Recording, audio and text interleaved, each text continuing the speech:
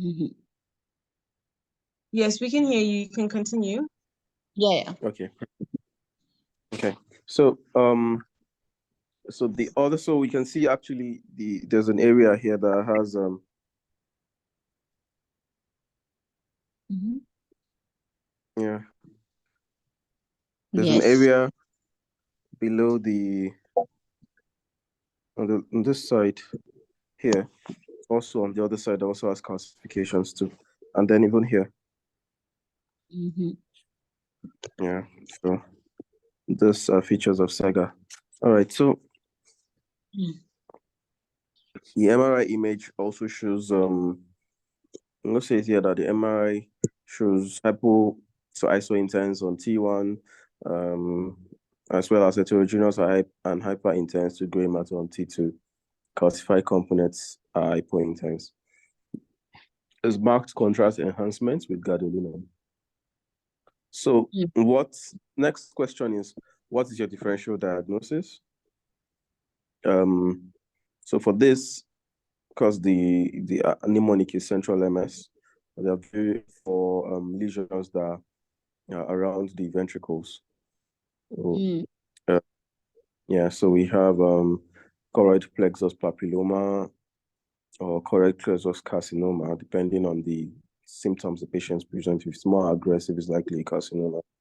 If the hydrocephalus is quite significant and rapidly developing, it's possibly a carcinoma compared to when it's a choroid plexus papilloma. Papilloma is usually also more among younger age groups, even though carcinoma can also be seen, but papilloma is more in the young. Colloid cysts can also be a colloid cyst, especially if the lesion is seen in the third ventricle, where it's very common. Or a central neurocytoma or a cavernoma. It could be an ependymoma or an epidermoid or dermoid cyst. If it's in the midline, it can be a dermoid cyst. Neurocytoma could be a neurocytoma. It could be teratoma. That's T. So CE. So C, we've mentioned all the C's, then E, ependymoma, epidermoid. N, neurocytoma. T, teratoma, or tuberous, or tubers, SubEpendymal tubers. Seen in, can be a tuberculosis or tuberous sclerosis. Rule out infection. Yeah, okay, so R is for rule out infection. Then A, astrocytoma or AVM. Then could also be an aneurysm or an abscess. L is lipoma or lymphoma. M is metastasis or meningioma. And S, subependymoma or a SEGA. So the diagnosis here is that it's most likely a SEGA because it's subependymal nodule that has penetrated into the lateral ventricle. And of course, we know that SEGA can be seen, especially when SEGA occurs in the younger age group. It's possibly a manifestation of tuberous sclerosis, right? Yeah. Does anyone have anything to add to all this talk before we proceed? Hi, Dr. Azade. Yeah, thank you very much. I finally was able to join after a long struggle. Yeah, I can see that the discussion is. What the struggle you were having? Okay, no, that's fine. We've just started the case. We're just, I don't know if you can read up and catch up to where we are, but yes, we just started. Yes. I don't know if,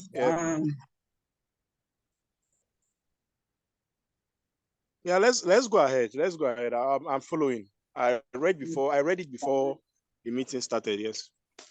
Okay. So in Greenberg kind of described under Greenberg kind of describes this tuberous sclerosis, I think, under the chapter on neurocutaneous syndromes. Yeah, I think I remember reading that along with Stojaba and Co.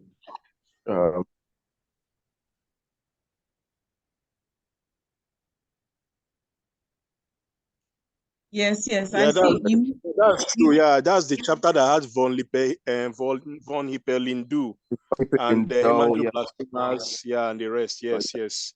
there's a chapter on that in Bloomberg where it clearly described that. I think it mentioned tuberous sclerosis as I think Bonneville's disease. I think Yes, that's yes. the Bonneville's disease. That's the other name for tuberous sclerosis. So that's one thing to note, just for MCQs and all that, because I know they like all this mixing up, trying to confuse Yeah, people. yes, yes. They say here, just to read the So, that section from Greenberg, tuberous sclerosis complex, aka I don't know how to know Bernheim-Veil's disease, is a group of autosomal dominant neurocutaneous disorders characterized by hematomas and benign neoplastic lesions of many organs, including the skin, brain, eyes, and kidneys. In the brain, the hematomas may manifest as cortical tubers, glial nodules located subepidymally or in deep white matter, or SEGA. Associated brain findings include pachygyria or microgyria. yeah, exactly. Yeah, and then in Those terms of the those are yes, also called tubers. tubers, Yeah, yeah. there are two genes that are responsible, right? The TSC1 and TSC2 gene, and the proteins associated with TSC1 is amatin, while protein associated with TSC2, I think, is the one that is tuberin. Yeah, so Yeah, that's there. correct. TSC1 is harmatin, yeah, exactly. And then Okay. the classic triad is do you know what the classic triad is for No, tuberculosis? It's SMS. Is it not seizures. like a text message, right? SMS. Yes, SMS, yeah. Yes. Yeah. SMS. So seizures, mental retardation, and sebaceous adenoma. Yeah, But SMS. the full triad is only seen in like less than a third of the cases. Yeah, and then another important thing to note is that this SEGA, if one thing is that it's almost always related to the foramen of Monro. So most of the time when a patient has tuberous sclerosis and he has SEGA, go look for it around the foramen of Monro. You would find it. You might find it in other places in the ventricle. Yeah, but you would almost always find it around the foramen of Monro too. So that's another thing to note on SEGA. Yeah. So we can diversify this discussion a bit and make it more clinical. Like this lesion now in an exam setting, a common question will be, what will be the manifestation apart from the classical triad we mentioned, given the location of this lesion and the relevant anatomy? Is subcortical, is around the basal ganglia, is gangliothalamic. So what other manifestation will a patient with this lesion have? That's also another question, as in an exam setting. An examiner can just ask that, what other manifestation would a patient with this lesion have, given the location it has, that the location of the lesion? Yeah. So I think really most of the time what they have is what they call an infantile myoclonus, meaning that the patient, and that's I think likely because of the subependymal location and basal ganglia location that it might be found. So they have what they call, because the thing with SEGA, particularly when the SEGA is almost always found in patients with tuberous sclerosis. It's been said that it's very unlikely for you to find subependymal calcifications in patients who do not have. It's not very common to find it, and also occurs in individuals less than 25 years of age. So because of that, usually occurs in infants, and those patients present with what they call infantile myoclonus, which eventually progresses to become seizure disorders as they become older. The other thing that you can have, I'm not sure, but Infantile what? Myoclonic seizures. myoclonus, yeah. Okay. So they have this, yeah, they have the spasm of their muscles and all that, and then eventually becomes seizures as they grow older. Okay. So I don't know if there's any That's other thing you want to add. But okay. It's just the location of the. okay. It's just the basal ganglia, the internal capsule, around that area. We have to know. We also, that as part of relevant anatomy, the corona radiata, which comes from the motor homunculus, from the motor homunculus representative of any body parts, goes through the internal capsule. The internal capsule usually has an anterior limb, a genu, and a posterior limb. Usually goes through the anterior limb and the genu of the internal capsule before the deposition at the pyramids. Usually, because the question of this lesion, these patients can also have motor deficits, especially involving the limbs, because of the internal capsule involvement in this of this lesion. Given that if you look at the lesion very well, the edema of the lesion, although the perilesional edema is not much, but you can see that there is involvement of the basal ganglia, especially the head of the caudate nucleus. I think also even the putamen and the globus pallidus are also involved, and also at least the anterior limb of the internal capsule is also involved in that lesion. So that's just what I wanted to add. It's just part of the relevant anatomy. Okay. And what it can manifest for in the patient. Thank you. Thank you so much. Thank you, Chief. Okay, so next thing on the stuff is as mentioned, is the criteria for diagnosing tuberous sclerosis. So there are major criteria and minor criteria, and for you to make a diagnosis, you need either two major criteria or one major criteria and two or more minor criteria. And the possible and then so we'll move to the major criteria, the major features. So if the patient has hypomelanotic macules, I think they are called ash leaf macules. Yeah, they are hypomelanotic macules. So there are macules on the skin that appear like leaves. And then if in dark-skinned person, it's hypomelanotic. It's pale, hypomelanotic. Then the other thing is angiofibromas or fibrous cephalic plaques on the patient's skin. Ungual fibromas, that's on the gums of the patient, they can be fibromas. Chagrin patches usually along the tibial surface of the leg.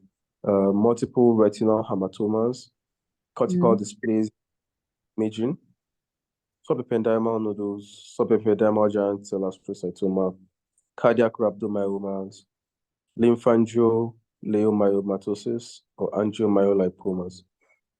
So those are the major features. So majority of all these are basically because of development of tubercles in the either in the brain, it's in the subependymal region, in the heart and other parts can be in the either in the myocardium or and then below the endocardium, of course. And then various in the kidneys, you have retinal hematomas. So it's just systemic development of various tubercles or hematomas. If it's the VSC1 gene that is manifesting, the patient will have multiple hematomas. But if it is the tuberin that is, then the patient will have the abnormal tumor formation, that's the tubers, which are essentially just abnormal growths of the resident tissue in that area. So sorry, Chief Abbas, I didn't hear the last thing you said. Please, can you just come again? There are two things. There are two genes. The first gene is the hamartin gene, and the second gene is the tuberin gene. So there are two genes. If the TSC1 gene, that's tuberous sclerosis complex 1 gene, that produces hamartin is more preponderant, you have more of hamartomatous lesions developing. So the patient may have the development of things like retinal hematomas, some ungual fibromas, and all that. But if it is tumors that are most likely because of development of various tubers around, because that will be TSC2, that's the tuberine that is more preponderant. So it's a systemic condition. So it involves everywhere, including the skin, the heart, the kidneys, the lungs. It goes everywhere, and the brain. So it's, yeah. So the minor features are confetti skin lesions, dental enamel pits, intraoral fibromas, retinal achromic patch, multiple renal cysts, and then non-renal hematomas. So those are the minor features. So if you see any patient with maybe ash leaf macros, or the head, also known as atlantic macro, plus or minus maybe SEGA or subependymal nodules, you can actually go ahead and diagnose the patient as having tuberous sclerosis. Okay. Yes. So just in addition, they say that the incidence of patients with SEGA that have tuberous sclerosis is 5 to 15%. And then they say that SEGA rarely occurs de novo after the age of 25 years. Yeah. Yeah. Okay. At the age of 25. Yeah. So yeah, what she's trying to say is that above 25 years of age, you rarely see patients having SEGA. So it always almost always occurs in young group. That's why if you see this patient that's is the classical case here is a 6-year-old boy. So usually occurs in younger age group, and you would not see it manifesting in individual. Say for example, if you see it in an individual above 25 years, the symptoms would have manifested before then. Probably the patient is just growing up to that age, but the development of the symptom of SEGA usually is in individuals less than 25. Okay. So the next is describe the brain lesions that can be associated with tuberous sclerosis and their characteristics. Okay, so there are three of them. You have SEGA itself, you have cortical tubers, and then you have subependymal nodules. The SEGA is a benign tumor of WHO grade 1. The glial neural tumor occurs in 10 to 20% of tuberous sclerosis patients, as Dr. Mwaneng rightly mentioned earlier. A major cause of tuberous sclerosis complex-related morbidity and mortality. So essentially, that's what they've mentioned here about SEGA. In Greenberg, they added a few more information. I think there are about 10 lines on it in Greenberg. There are two places where SEGA was mentioned that I know in Greenberg. That's the place under tuberous sclerosis complex where it was described, and then they also mentioned it under where they were talking about astrocytomas. Like some, yeah. So they described that it as a circumscribed and often calcified WHO grade 1 tumor with a strong association with tuberous sclerosis. The location arises from the lateral walls of the lateral ventricles next to the foramen of Monro.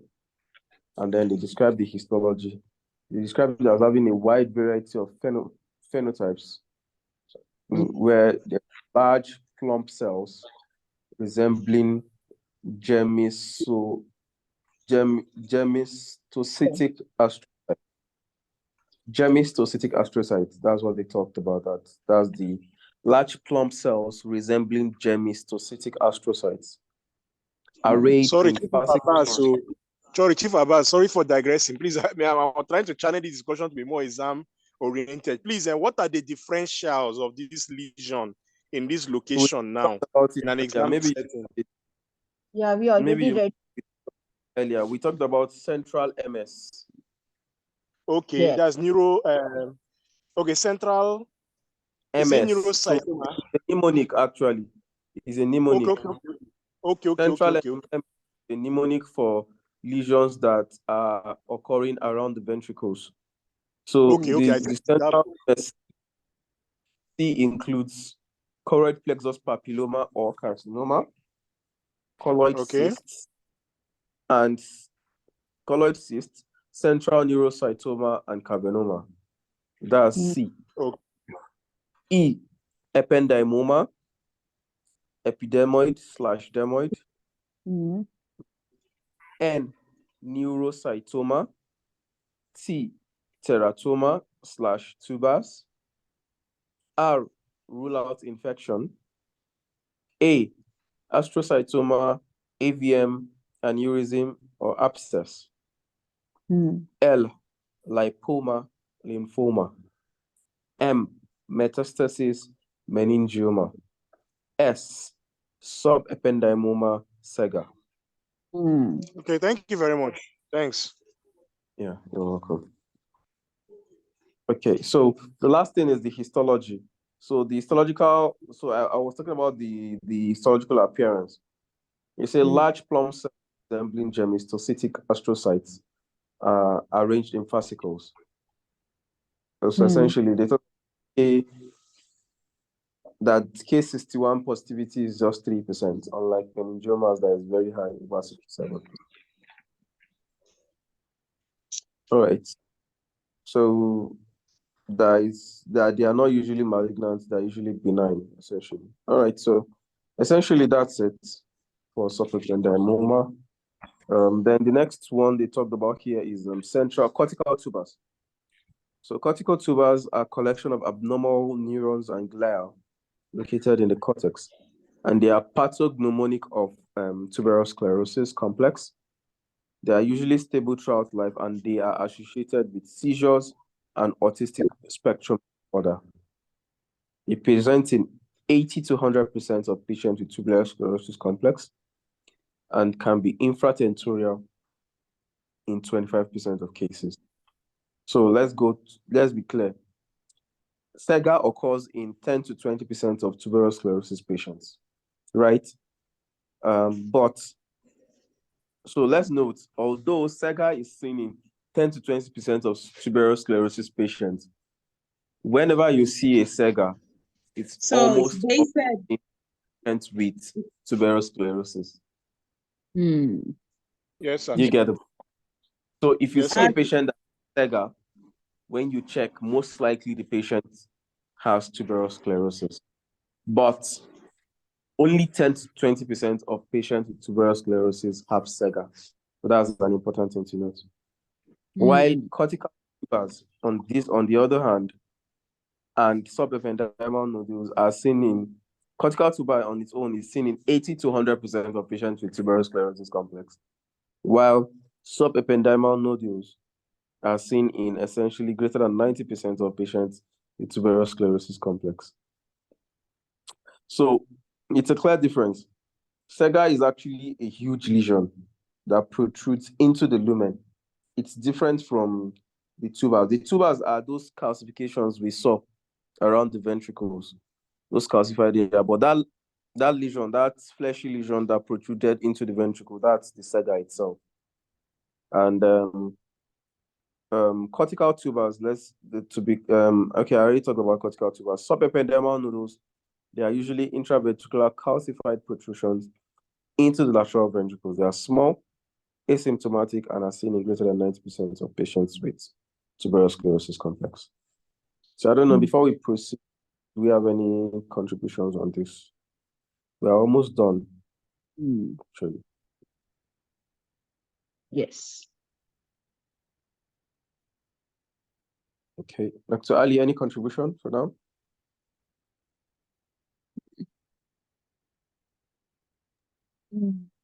So just clarifying. So in this instance, the patient has two of these things? Yeah. So this So patient you had could have all of them, or you could... subependymal nodules and SEGA. So classically, this patient has TS because he has two major. Yeah. Okay. So what we don't see with this patient, because he's got the tubers, You but can see the two the calcifications already. yeah. And then he also has the SEGA, which is that polypoid thing protruding from the subependymal space into the ventricles. Okay. Okay, no. Okay. So next is question is, what is your initial management of this for this patient? So first thing is to, of course, because if you look at the presentation, what will likely make the patient present to the hospital first is a seizure, followed by the increased sleepiness. That's the alteration in level of consciousness and features of raised ICD that the patient is having. So for the seizures, of course, the first thing is to abort the seizure. So admission for seizure control and evaluation of hydrocephalus and ventriculomegaly. So consider urgent or prompt placement of an external ventricular drain until investigations are completed or surgical removal of the mass is performed. Here, they talked about administration of dexamethasone, 10 milligrams IV, followed by 4 milligrams orally for 8 hours. Sorry, 8 hourly. And sorry, Dr. Abbas, let me just come in here. Another common example they usually ask is, how does dexamethasone prevent vasogenic edema in brain tumors? It's a common exam question. The mechanism of action. not just You're right. I've heard that 3 times. Vasogenic edema. Yeah. It's a common exam question. How does it work?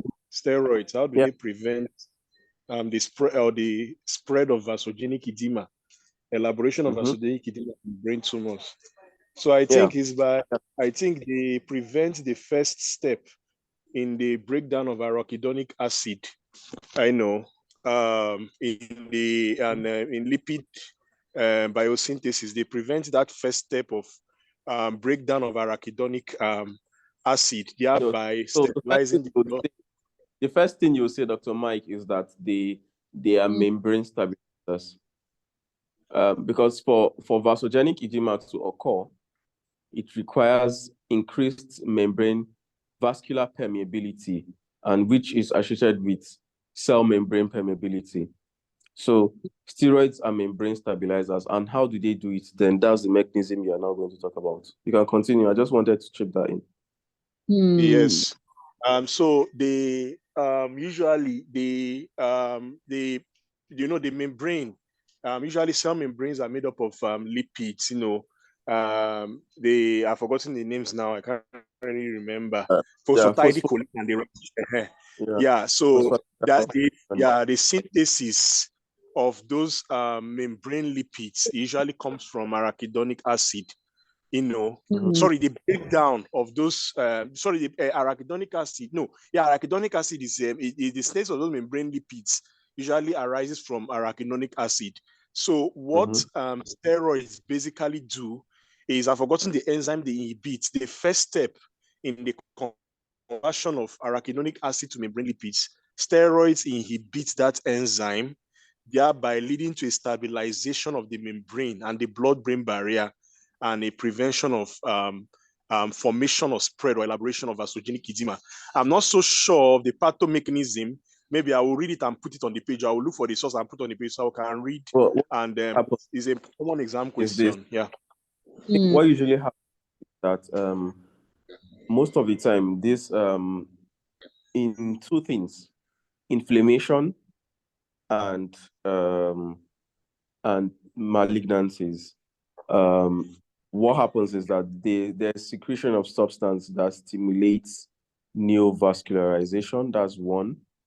And two, formation of liberation of inflammatory mediators that that stimulates neovascularization and worsen vascular permeability by breaking down the lipid membrane across the cells. Now, how do they break down the lipid membrane? Because they utilize the arachidonic acid that is gotten from the phosphatidylinositol and choline on the lipid bilayer. You break it down and convert it to form what do they call it now? They convert it to form what they used to call it now? Is it lipoxins or something like that? So I think it inhibits cyclooxygenase enzymes. Yes, right? yes. That. So inhibiting that now results in reduction. All these leukotrienes and co that are formed from the arachidonic acid cleavage, which go ahead to cascade, because you need like leukotrienes and bradykinins to increase the vascular permeability, which is of course their action. So if you block that, steroids can block that pathway, causing membrane stabilization. Another thing steroids do is that they inhibit mobilization of inflammatory cells to the site of inflammation, or they inhibit their progression. They inhibit inflammatory cell infiltration. They also inhibit what do they call it now? Essentially those are the two: membrane stabilization, inhibition of inflammatory cell infiltration. And then I think there's also an effect on free radicals. I can't remember how, but I know they inhibit also free radical action. So with all this, they decrease vascular permeability, they decrease cell membrane breakdown, and they're limiting the vasogenic edema that occurs from that. So I think Thank you very much. Yeah. I think we can continue. I just wanted to just chip that in. Thank you, sir. Yeah, thank you. So I think the other thing, the next thing is, so start dexamethasone. The next, of course, if you're giving dexamethasone, you have to protect the gastric mucosa, so you give ranitidine, then anticonvulsant given. This is another interesting point. Administration of anticonvulsants. One needs to note that depending on your protocol, some people give like in my institution, we still use phenytoin, while in the UK they don't. In fact, they frown out the use of phenytoin. In the UK, they rather give sodium valproate, and then if the individual is childbearing, and a childbearing person, they do not give sodium valproate. So they only give sodium valproate majorly to males, younger females, or most older women who are not within the childbearing age, because sodium valproate is teratogenic. So so what they give, I think they give levetiracetam, Keppra in the women of childbearing age. And then they abort their seizures with what do they call it now? They don't use diazepam. They use not bromazepam, lorazepam. They use lorazepam to abort. Because of its shorter action, less drowsing activity, and more. That's a better profile for seizure for patients with brain TBI than diazepam. So I think that's another thing to note. Then, and the other thing is request for ophthalmology and endocrinologic evaluation, obtaining a vascular study such as MRI or MR angiography, CT scan with CT angio, then investigation, other basic laboratory profile, complete blood counts, electrolytes, PT, KCCT, grouping and cross-matching blood, obtaining tumor markers, like CEA, alpha fetoprotein, and beta hemochronic because, of course, this could be a dermoid or something related to that. So one was to then other management is based on the symptom the patient presents with. So the management of that they said here that the only known treatment for SEGAs is surgical. That's the intravascular SEGA is surgical, as they are not responsive to chemo or. So they said they are not responsive to chemo or radiation. And they said here that when complete resection is achieved, recurrence is unlikely. That's because they are WHO grade 1 tumors, of course. Okay, Yeah. So the management decision will depend on many factors, including the anatomy, the size of the lesion, the patient's symptoms, age, and the ventricular size, and the surgical team's experience. When SEGA is small and does not seem to be invasive, the patient do not have symptoms. It can be followed with serial clinical examination and magnetic resonance imaging. As rapid growth, not common, and symptoms can be dealt with on an elective manner. Some authors, however, recommend a resection as the surgical morbidity and mortality is low. So even if it's a small SEGA, some surgeons think that they should resect, but majority believe serial examination and MRI is okay. When SEGA is large and invasive, or when the patient is symptomatic, surgical resection, in addition to medical treatments, if required, is performed. So for this patient that we discussed, this 6-year-old child, the patient has symptoms of raised ICP because of the papilledema, the headache, the progressive deterioration in consciousness level. The child required urgent intervention, and of course, surgery was carried. Then the next question is, what are the different surgical approaches to SEGA, and what approach would you use? So the approaches depend on the anatomy and the size of the lesion, where it is located, the ventricular size, is it dilated, the features of hydrocephalus, are they present, what the age of the patient, the severity of the symptoms. And the aim of surgery is for complete removal. There are multiple approaches to the lateral ventricle, of course, can go transcallosal, transcortical, or endoscopic. And both of them can be performed either via open or minimally invasive procedures. That's the transcallosal and transcortical approach. Okay, so the transcallosal approach was described here, that horseshoe skin incision is made over the coccus point, and a craniotomy of. Okay, Dr. Mike, can you tell us where the coccus point is located? Can I remember? The coccus point is located, is a craniometric point that is usually used for ventricular access, either for VP shunt insertion or for resection of intraventricular tumors or paraventricular lesions. It's usually an anatomical landmark that is located 11 centimeters from the nascion and 11 centimeters from the nascion and 3 to 4 centimeters laterally from the point. From when you measure 11 centimeters from the nascion and 3 to 4 centimeters laterally, that coincides it should coincide with an imaginary line drawn from the external auditory meatus. That point is the coccus point. 11 cm from the nascion at the level of the pupillary. So it should be at the mid-pupillary line. That's one thing. Yes. EAM, mid-pupillary line, 2.5 to 3 cm away from 11 cm from the nascion. Yeah. So essentially, that's it.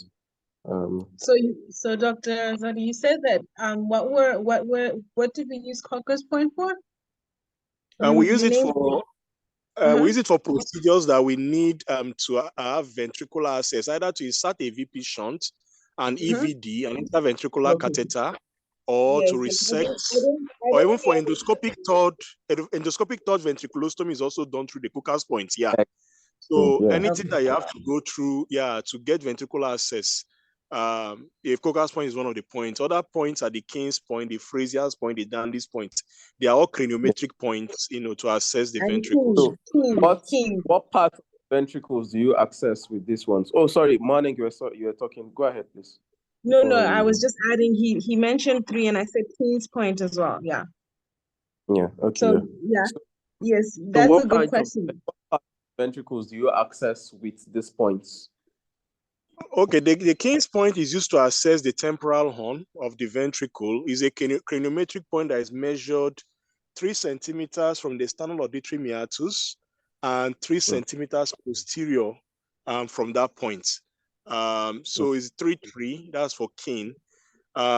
Is to assess, like I said, to assess the temporal horn of the lateral ventricle. It can also be used to insert VP shunts on centers. Though in my center, we use the Cooker's point. We use points in my center. In your center. We use King's point. In my center, we use Cooker's point too. We use Cooker's point to the Cooker's point, but our VP shunts are through King's. What about Dr. Ali? Yeah, same. Keen's point. Basically, we are also using the Keen's point. Okay.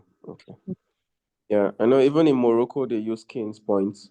In Glasgow that I've been to, they use King's points for VP shunts, but EVDs always Cookers. Intracranial monitors, they also use Cookers too. So ICP monitoring probes, they use Cookers. Okay. So next King's point is you access the temporal. Dandy's point? The Dandy's point is measured 6 centimeters from the inion. The inion is usually like the external occipital protuberance. The most prominent point of the external occipital protuberance is the inion. So the 6 centimeters above the inion and 3 centimeters lateral from that 6 centimeter point, that is the Dandy's. What about Fraser? Let me just listen to what you have to say about Fraser's first. Okay, Fraser is, I think, 3 centimeters from the end. Fraser is 4 centimeters from the inion and 3 centimeters lateral from that point. I think you got it mixed up. I think the first one you described, which is the 6 centimeter one, is Fraser's. Yeah. Okay. While the one about is Dandy. And the reason why I'm saying so is that the people are no longer using Dandy. They are avoiding Dandy now because of the fact that patients who you do a Dandy access for sometimes may develop visual impairment because of the risk of injury to the hospital. To the visual part. So they are shying away from Dandy and they would rather use the Frazier's point, which is 6 cm away from the inion and 3 cm away from the midline. The difference with them is just one is 3 to 4 cm. That's Dandy is 3 to 4 cm from the inion. Frazier's is 6 cm. Both of them access the occipital horns of the lateral ventricles on whichever side you sit. Yeah. Okay. I think we can continue. All right. Thank you very much, Chief Azoda. All right. So, okay. So we've talked about this. So we're talking about the transcallosal approach. So a craniotomy of about 6 cm is planned and located 2/3 in front and 1/3 behind the coronal suture. The dura is reflected with its base towards the sagittal sinus. Major draining veins must be evaluated by vascular imaging preoperatively so as to avoid their injury. Okay, before we proceed on this, why are we careful about surgery around the coronal suture? Because I think the motor strip is located around the coronal suture. Yeah, I think it's just within a finger breadth of it. of the coronal suture. So if you go over the coronal suture, you probably injure the motor strip. If you go within 2 cm of it, you would injure it. So if you want to do anything around, you have to go 2 cm anterior to it if you don't want to injure the motor strip on that side. Then the other thing here is the way the dura was reflected. It was reflected with its base towards the sagittal sinus, and the aim is to use it to retract the sagittal sinus away. Another thing they mentioned here is that major draining veins must be evaluated with vascular imaging preoperatively. So we have 2 major veins here, and those are the anastomotic veins, that's the vein of Trollard and Laber, right? Yeah. Yeah, and then the Sylvian vein, which is the middle draining vein. So the superior anastomotic vein, I think it's that's the Trollard vein, while the inferior anastomotic vein is the Laber vein. So I think the Trollard connects the superficial middle cerebral vein with the sagittal sinus, while the Laber connects the same superficial middle cerebral vein with the transverse sinus. Transverse sinus, exactly. So the aim is to avoid injury to this anastomotic vein, because if there's anything, the patient can develop cortical venous ischemia, which is, is not which has a very adverse outcome. Patient can develop severe brain swelling because of the loss of venous drainage, and then ischemia because of counter pressure to arterial supply from the venous hypertension. Okay. So the next is major draining veins must be evaluated. Mild adhesion can be encountered as the surgeon dissects along the interhemispheric fissure towards the corpus callosum.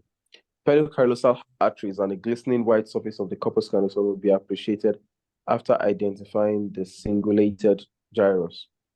The corpus callosum posed and incised to a length of 2 to 2.5 cm behind the genu to assess the lateral ventricle. The next important step is to evaluate and understand the anatomical landmark in the ventricular space and their relations to the lesion. The thalamocyte vein and foramen of Monro are used for this purpose, of course. So if the vein appears to the right of the foramen, then the lateral ventricle has been entered. If the vein appears to the left, then the left lateral ventricle has been entered.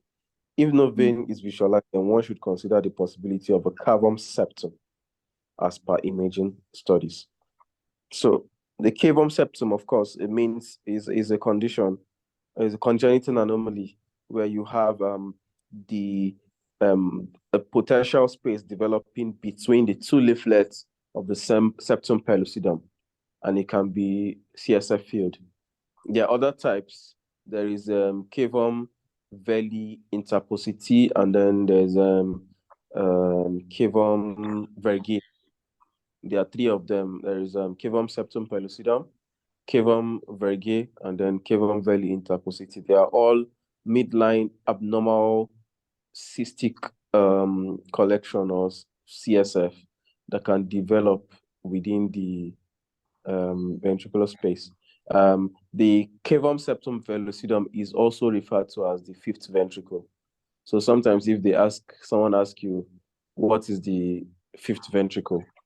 You can tell them, yeah, it's the cavum septum pellucidum. All right, so then the tumor is resected carefully using microsurgical and microdissection techniques. Care should be taken so as not to injure the underlying structures along the floor of the lateral ventricle. Irrigation is usually done to slow down the venous and tumor bleeding before coagulation. So that's the last thing they mentioned here. If we have any contributions to what we discussed. Okay, my contribution is just as way of exam. Usually, whenever you see a lesion that is in the cistance or in the ventricle, we should not forget drop metastasis. So most times examiners may tip you to that extent. They may start saying, what if this patient start developing things like, neck stiffness, neck pain, and all that, or signs of meningism, that what would you think about? So any lesion that is paraventricular, intraventricular, or within the cystins, CP angle tumors, any tumor that is around the cysternal area, we should always remember that the patients can have drop metastasis, and that usually manifests as symptoms of meningism, neck stiffness, neck pain, possible photophobia. That's just my addition. Thank you, sir. Yeah. Okay, so let's move on to the next question, which is question 9. We have 2 more questions. First, question 9 and 10. Describe some intraoperative considerations that should be kept in mind to facilitate your surgical management. So, first one is SEGA can invade or be significantly adherent to adjacent structures, such as major deep veins, internal cerebral vein, fornix, internal capsule, head of the caudate, and thalamus. Care should be taken not to injure these structures by studying the imaging test preoperatively or by using neuronavigation intraoperatively. QSAR should be used to facilitate tumor resection by reducing the internal tumor volume, which then creates a more pliable structure that can be easily manipulated and dissected from adjacent elements. Careful dural closure with the possible use of previously adverted periosteal grafts or the dural substitute is an important step in reducing postoperative complications such as infection and CSF leak. Okay. Yeah. Well, I have only seen QSAR used outside in my country. I've never seen it used anywhere else. So here, I don't know, if you have a SEGA, I think we'll probably just open and just reset what we can and then wait for additional deficits to develop anyway. That's something like that. All right, so what is the expected general goal of treatment in patients with TSC? What are some alternative medical management options to be considered? So the general goal of treatment for patients with tuberous sclerosis complex is the maintenance of a good quality of life via both surgical and medical treatments. With regards to medical treatments, some people have talked about use of rapamycin, which is an mTOR inhibitor, been considered to decrease the volume of the SEGAs and seizure frequency. Okay, so that's the last thing they talked about, the use of rapamycin. Okay. I don't know if we have any questions, contribution, or anything we want to talk about now.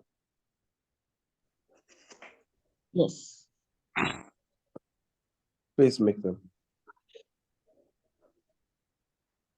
From my end, I don't think I have any contribution. I think we've diversified from the topic. We've talked about a lot of things, so I think I'm covered. Yeah, Thank you. Yeah, it was really a very nice discussion. We have really covered the first things out there. Yes, I don't have any contribution. I just, yeah, it was a longer case. Thank you very much. So I think to work within time, this is 10. This is essentially an hour from the start time. So maybe we'll continue tomorrow. Yes. So Muadeng, you could not be around tomorrow. I hope you'll be Yes, around. yes. Tomorrow I'm on call, so I'm not traveling anymore. So I don't know if what's wrong with that? I don't know. Yeah, I won't be. So I don't know who can volunteer for tomorrow. Nope. Well, I'm also on call, but if I'm chanced, I can take it. It's not a problem. But I'm also on call tomorrow. Yeah. But if I'm chanced by around the time, no problem. Okay. So Bakwa, welcome. Bakwa sneaked in. Yeah, it's quite fragile, light and all of that. And then my children disturb everywhere. So it's quite difficult to concentrate. That's why I've not been very up to date. Please, you guys should pardon me. I'll soon be stable, please. I'm not so sure about my power supply because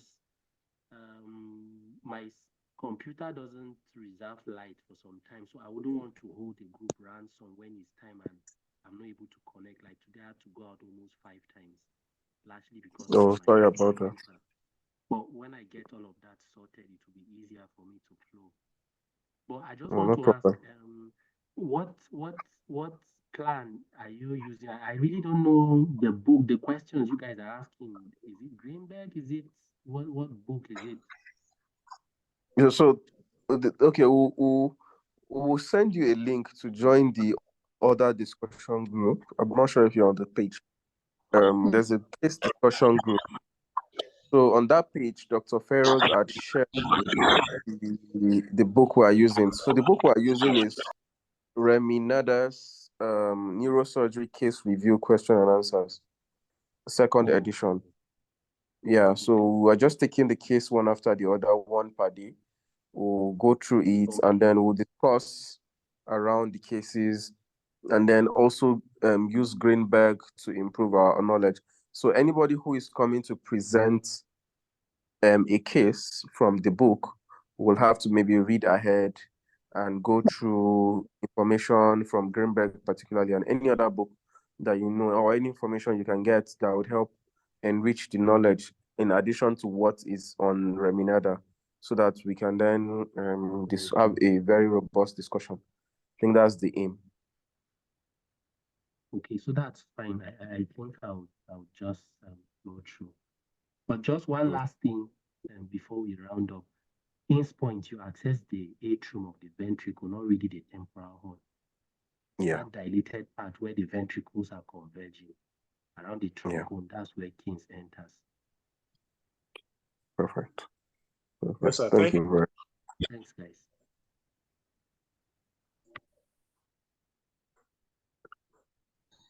Yeah. So I think thank you very much. Dr. Ferros, do you have anything to say before we call it a day?